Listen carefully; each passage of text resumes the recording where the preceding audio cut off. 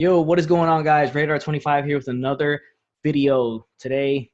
3 takeaways from Monday Night Raw from March 9th, last night's episode of Monday Night Raw. Radar 25 here, you know what it is. My co-host, Michael, aka Flentomania, whatever the fuck you want to call him. What up, Marks? And, today, last night was Monday Night Raw. We're going to get into that whole thing. It was a halfway decent episode of Monday Night Raw. A lot of promos, a lot of just hyping up the Mania matches that are, becoming Definitely official. is setting the tone for the next couple of weeks. Yeah, big time. Just there wasn't much going on besides promos. Promos and more promos. Yeah. So let's just jump right into the video. But before we do, I want to remind you guys, drop a like on this video and the previous videos and the upcoming videos. If you're watching this or you're not subscribed, please do subscribe. Hit that subscribe button, notification bell so you aren't missing one thing I'm dropping. Wrestling videos, games, streaming, all that stuff. Follow us on Twitter and Instagram. Links obviously in the description below as per usual. So without further ado, let's jump right into the video. 3 takeaways from Monday Night Raw from March 9th.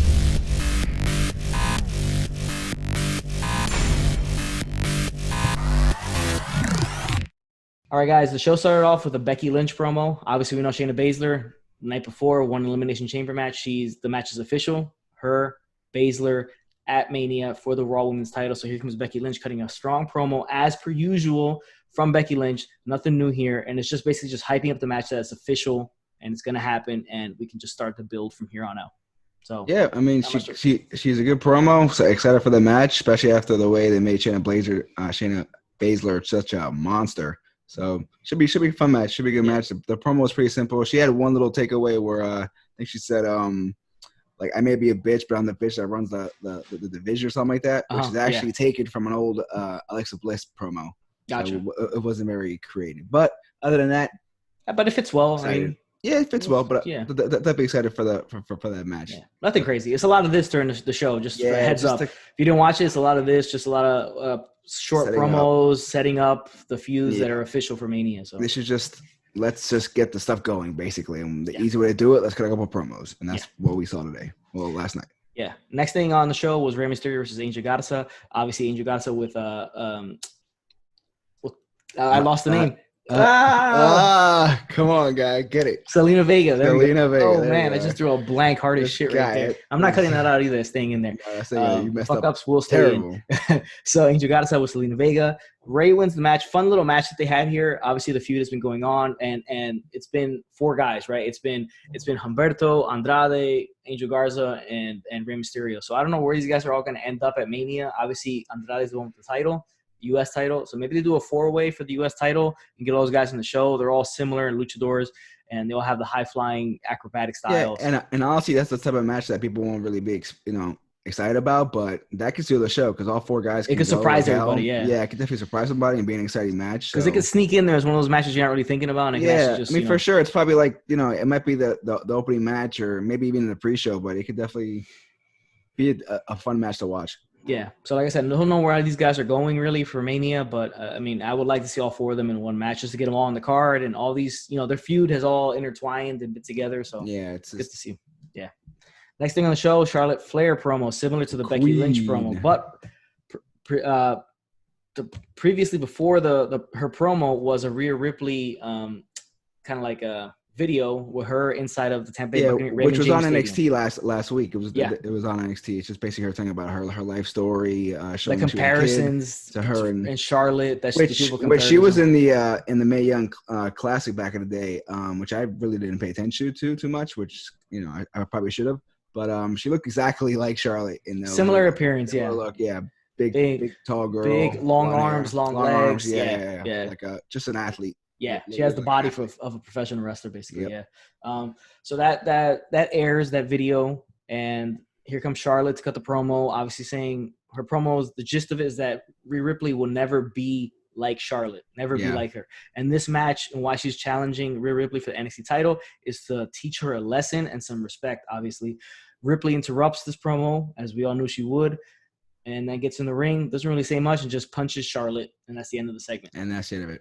Just more short, hype. simple, just get the hype. I mean, I'm sure we'll see more than that in the following weeks. Just more of the same. Just more 3 hours. It's basically, guys, 3 hours of just talking. It's basically what this episode was. Yeah. With a couple of matches thrown in. Which they could have just had videos hyping these things up. Yeah, matches but none of the promos were anything groundbreaking.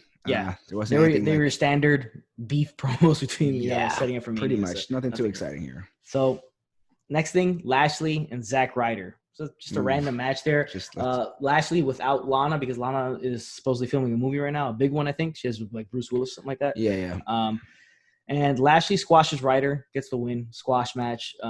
Lashley's kind of like in limbo right now because of the contract issues that were with Rusev, so that feud never really kind of finished. And there's not really much going on for Lashley right now, so I assume he's Andre the Giant guy, Battle Royal. I mean, even when Lashley is in a program with someone, it's not good. Like he's just not. Yeah, I mean, he's always been a freakish athlete. We get that, but he just doesn't have the charisma. He doesn't have they just never pulled the trigger on the him and Lesnar match, which surprising. Even if it's just two guys that can't get a promo. I mean, you got Paul Heyman talking too. I mean, it's not like Lashley can really get you excited for it.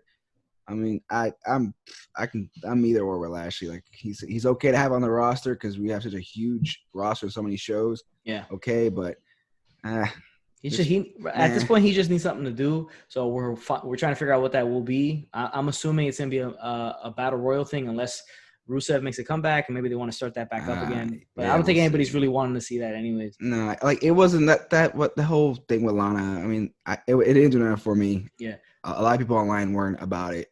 Yeah. It ended weird with the wedding. I mean, it was kind of one of those things like it was so bad at some point it got kind of good because it was so bad. You just wanted to see the train wreck that was going on there. It's definitely not an Otis Mandy Rose type thing. That's a lot better done. Yeah. Next match. It's a hilarious thing. So it was Eric Rowan versus Drew McIntyre, right? So obviously Drew McIntyre got the rocket behind him. He's dominating everybody just to build him up towards Lesnar.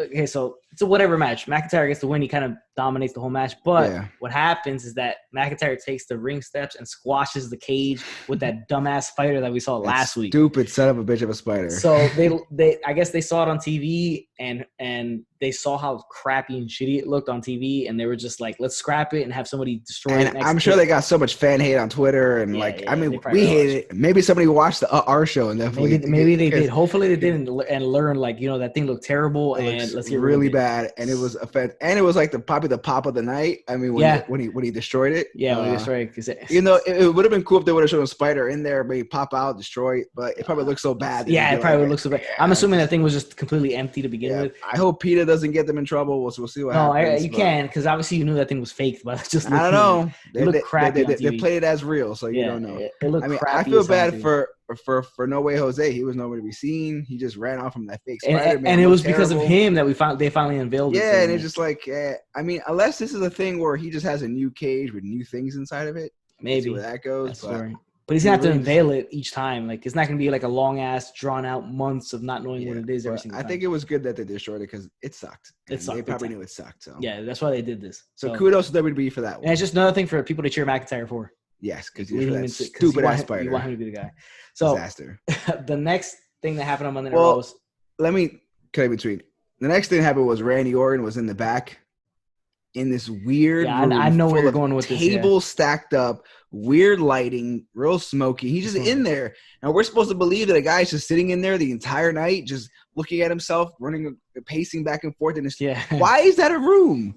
Why is there a room in this random arena? It's like the Usos interviews or promos in the back. It's like all smoky and they're just walking down the hallway. It goes to them because like it's the penitentiary thing. Where are the days of like the fake lockers in the back or like the old just the raw thing or like just in a locker room or with that cage and the chain link fence and the barrels in the back and like the garbage cans. Like I'm okay with that. That's more realistic. At least it's a show that you're just trying to make me believe there's a room in this arena in DC. Or just interview him in a locker room or something like that. Something simple. It doesn't make it. And then earlier in the show when Seth took out Seth and his boys took out KO, what's with the red lighting everywhere? Why is there red lights in the backstage area? Because it's Raw, guy. But it's like the color scheme. Come on, it just takes me. It's like look at AEW. They have a backstage. It's in the backstage. This is all like a staged. Yeah, everything's staged. It takes me out of it. Doesn't feel like overproduced. Yeah, way too overproduced. Just keep it simple. We don't need to be in a room full of tables and smokiness. What the hell's going on? You just smoking weed in there? They kept it simple with this next promo because it was in the ring and it was the Kabuki Warriors and this was the weirdest, most awkward promo. like make your ears bleed promo because the loud screeching from Kairi Sane and just the overall yelling and and they cut it in and out from Japanese to English that you couldn't tell if they were speaking English when they were speaking English. It was weird. What was what were we getting through there?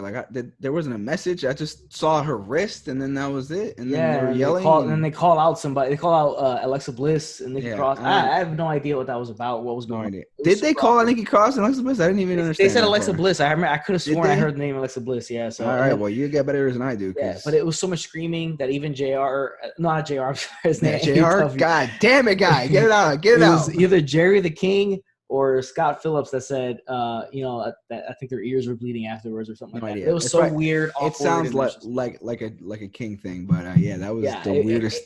It was bad. It was like really bad. Yeah. And it was more of the. I hope this isn't a thing with Asuka where she's gonna be the big just yelling in Japanese that we don't understand, and like the day before in Elimination Chamber she was in the chamber just yelling. Hopefully that's not the thing because that's not really gonna get over. I don't think. Yeah. So this led to Natalya coming out with Liv Morgan, and there goes the tag team match right there. Liv Morgan, Natalya versus Kabuki Warriors. The match is what it is. Here comes Ruby Riott and Sarah Logan. They start brawling on the outside. Liv Morgan goes out into the top rope and cross bodies out on top of them and basically takes herself out of the match, leaving Natalya by herself, and Natalya ends up getting beat by the Kabuki Warriors. Match is over. Don't know. Tag team titles, women's tag team titles right now at this point are meaningless, pointless. They're not being defended. They're not being taken seriously. There's no tag teams really. There's no tag teams. There's no setup like actual tag teams, right? There's nothing set up like concrete tag teams. Yeah. They just made shift Liv Morgan and Natalya together today. Have they had any connection really ever? No. So and then all of a sudden they're high fiving like and then Sarah. They're the two baby faces on the brand. So unless they have, no, because Ruby Riott and Sarah Logan fought each other, so that's not going to be a tag team. I generally think this is all going to be women's battle royal type of feuds that happen, and we're going to figure it out. Yeah, tag team championships for the women are kind of a waste at the moment. Unless they're going to do something at Mania with somebody, but at this point they're worthless. Yeah, basically. Next thing that happened is takeaway number 1 of the night. Finally, we got to the first takeaway. It's AJ Styles and the rest of the OC, Carl Anderson, Luke Gallows. They cut a promo in the ring, and it's an interesting promo because he officially challenges Taker for a match at WrestleMania. We all knew that was happening, but he called Taker an old, broken down old man named Mark Calloway. Yeah. Now this was strange because this is the first time I've ever seen them take the mystique away and the character away and treat him like he's just a normal guy, which he obviously actually is, but they never treated him like that before. He's always been treated as the Phenom. And he's the dead man and all that stuff like that. And you never got a glimpse into his personal life unless he would reveal it himself. But this is happening after he was finally on, Broken Skull Sessions on the network, which if you haven't watched it, go watch it. It was really good. Yep. Austin and Undertaker. And Undertaker as Mark Calloway, basically, and they're talking about his career and all that stuff like that. So that's the first time you ever see that and him talk about his career like that. So now the mystique is gone, and he's talking about him like a normal man, talking about his family, talking about, AJ was like, if you don't know, him and Michelle McCool are married. Yeah, so spoiler alert. Back to the wives. There's a lot of wives talk coming up in this WrestleMania. Yeah. There's a thing for wrestlers' wives that were WWE divas. Yeah. So I don't know. It was weird. It wasn't like, I don't know if it's something different. It's something different. It is different, that's for sure. It's definitely different. But did it get me excited? No. I was excited already just because it's AJ and Taker. And I think it's time that you stop. Because everybody's pulling the curtain back on their careers and talking about their careers and all. And Taker was like the last guy. Not to ever really talk about it. I'm a sucker for kayfabe, man. I know what you mean. But at this point, it's like. He did the Broken Skull session, so at this point, he finally pulled the curtain back on his own career. So you got the point. But so AJ's thing is saying that Michelle McCool is playing Undertaker like a fiddle, and that's why he keeps coming back, right? Yeah, and he talks about remember we talked about Undertaker took off all this stuff, put in the middle of the ring, and he said Orlando. That should have been the end. That should have been the end, but he came back, and it was because of his wife. His wife is the one making him come back all these times and not letting him retire.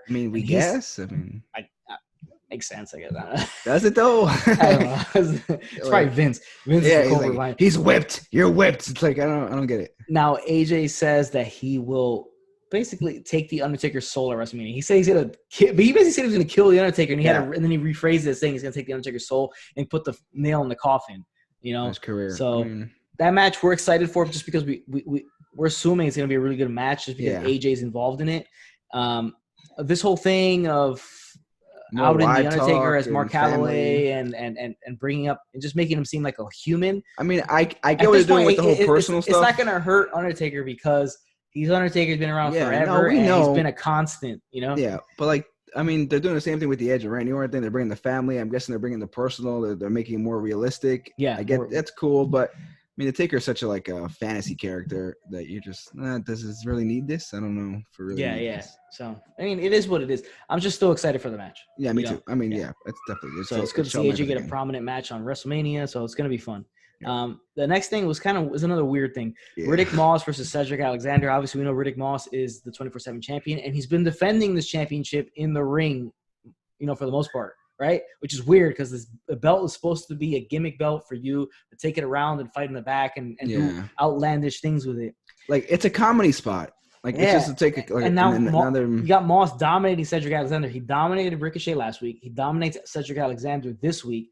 And I don't know if they're trying to legitimize this belt. I don't know how you can with the people that have held it before. Like you said, Kelly held it once, right? Yeah, Kelly. Some dude from Fox Sports, like the college football guy. College football guys, held it for 5 seconds or whatever it was. I mean, it's just, I don't know. It's a comedy spot, and you're making it to like this, you know, kind of the light heavyweight championship. I'm guessing, like it was back in the day with Goldberg type of thing. If you want to legitimize or trying to shine a light on Riddick Moss because you like him, he obviously has a good look. He looks a little generic with his gear and the way he looks like a creative wrestler. Like when you first start off, you have enough he does. Like points to build him up. That's kind of what it feels like. But the way they're pushing him, they want to make something out of him, like get him off the 24/7 title and bring it back. Yeah, you can't. I think it brings him down. Yeah, nobody's taking that belt seriously. You can't legitimize a belt like that if the way you've treated it since its inception. And then all that's happening is because he's 24/7 champion and he beat Ricochet last week. He beat Cedric Alexander this week. It's just making those guys look worse. Like you can't even win that the corniest belt that there is in the history of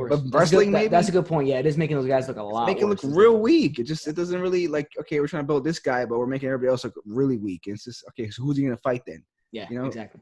So that was what it was. Now the next segment was takeaway number 2 of the night.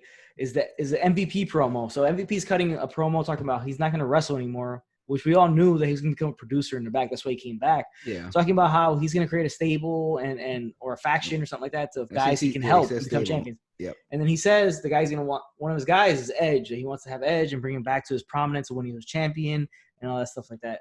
Edge arrives in his car, walks his way to the ring, BMF walk, mad as hell, coming out. He basically snatches the mic away from MVP and then calls out Randy. And then here comes MVP saying, he said something about Beth Phoenix, right? Yeah, he was like, well, how's your wife doing? And then he turned around. There he turned around, gave him a spear. As soon as he hit that spear, out of nowhere, here comes Randy Orton. Yeah, if he was hiding in the ring, I don't know. I guess that room that he was in was underneath the ring. I guess, yeah. That would make more sense then. He was in Hornswoggle's chambers. Yeah, and he popped out of nowhere. Like as soon as he hit that spear, he came in the ring. Had his tongue out all crazy. And he started right there, and then they start back and forth. Yeah, a little back and forth. And then Edge hits the RKO on Randy. He pushes him off, and as Randy's coming back, he just hits the RKO. Yeah, hits the RKO. And then he gets crazy, Edge, and he wants to go out and get the chair. But while he's getting the chair, Randy Orton kind of gets up and runs off. Yeah. And, he still wants to concerto somebody. So they're like, hey, we brought back MVP. So the poor bastard gets concertoed. And he twice.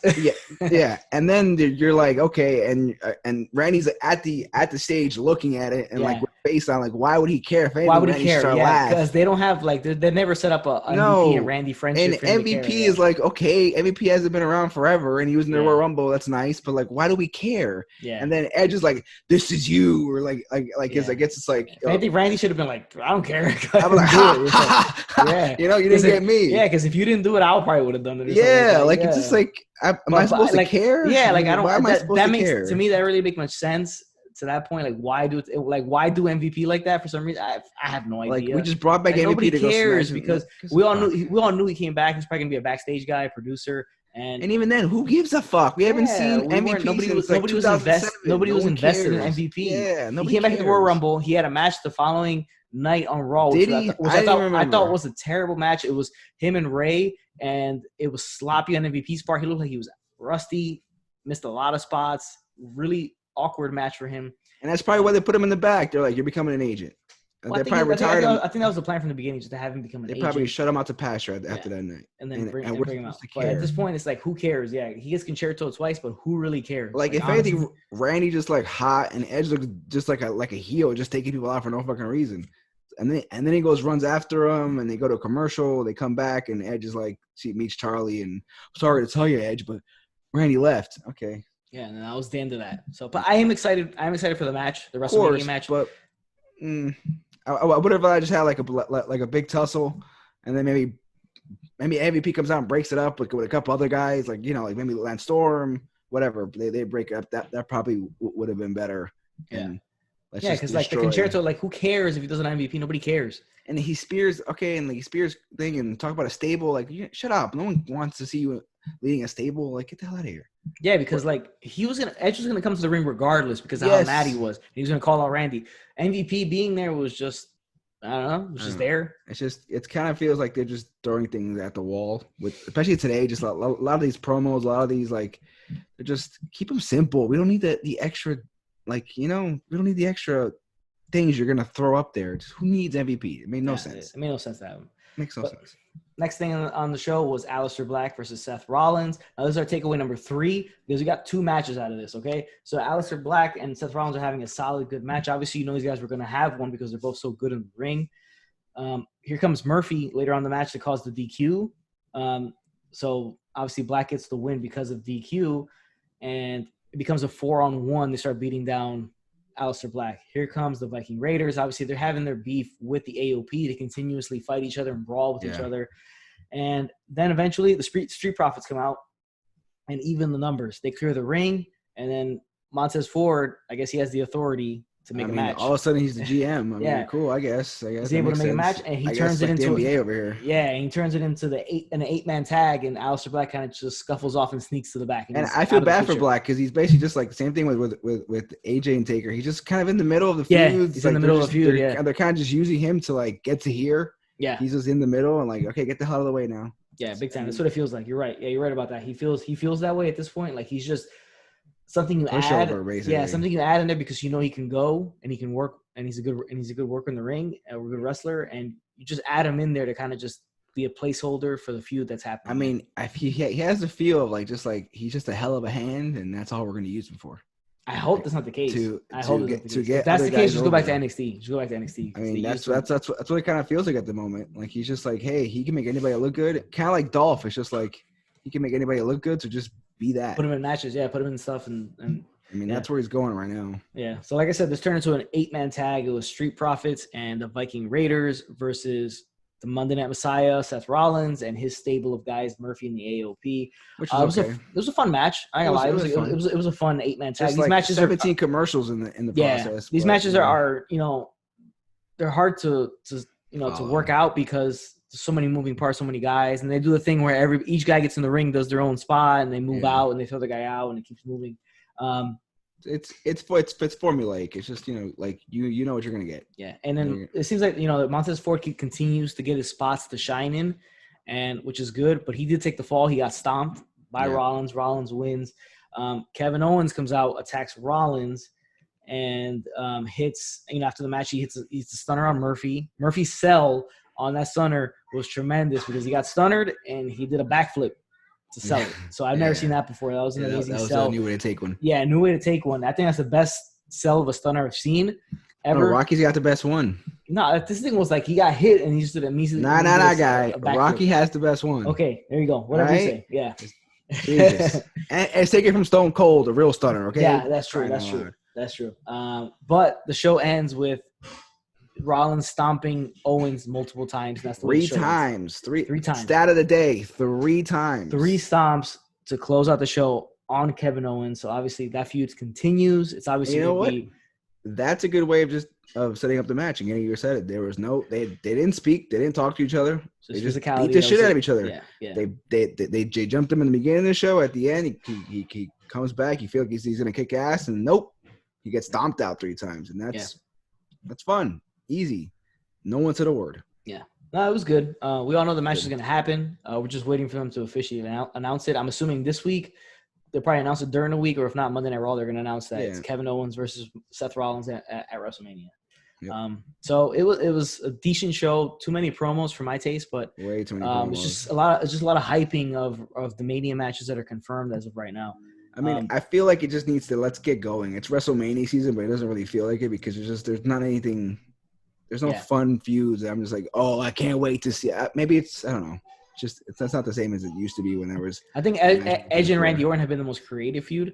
Yeah, because it's been 2 months of building up. Months of building up. They brought Beth in. They sacrificed Matt Hardy in the process, which was cool. You know, it's fine, and you know they've done the most with it, and it's felt the most personal. And the rest of them are just here and there. I'm looking forward to Drew McIntyre, Brock Lesnar, just because I'm a big fan of McIntyre. But let's get it going. Let's get the excitement. There's not enough excitement I kind of wanted to to ramp it up a little bit. You feel like you're waiting. Like, I can't wait till Mania gets here. Because right now it's just like now I can't wait till Mania gets here because I'm actually attending it. That's the only reason why I can't wait till it gets there. Me, I'm like, I guess I'll sit in my apartment alone and watch it. Yeah, exactly. That's how I feel right now. Yeah, that's what it's like because it's not really like you don't feel the gears in place and moving, and it's like a nonstop locomotive going down to Mania, and you're excited for it. So it is what it is at this point. So that's the video for today, guys. That's Monday Night Raw. 3 takeaways from Monday Night Raw from March 9th. Hope you guys enjoyed. Hit us up in the comment section below what you guys thought of the show. Wait, guy, we didn't talk about what that shit sucked. Oh, my God, you're right. Jesus, you're right. I can't believe jumping the gun over here. Jumping the gun. I'm off today. It's an off day for me. Take a break. I got it. Go ahead. You take it. Well, our next segment was always one of my favorites. That shit sucked. You know what sucked today, guys? Pretty simple. Half the show sucked, but the suckiest part of the show was the Kabuki Warriors. That promo of just gibberish and yelling and no coherentness. You don't know what that was about. We still don't know what it's about. He said he heard Alexa Bliss. I didn't hear shit. Who knows? Who knows? Hopefully this isn't a thing. But at least we had that spider taken out.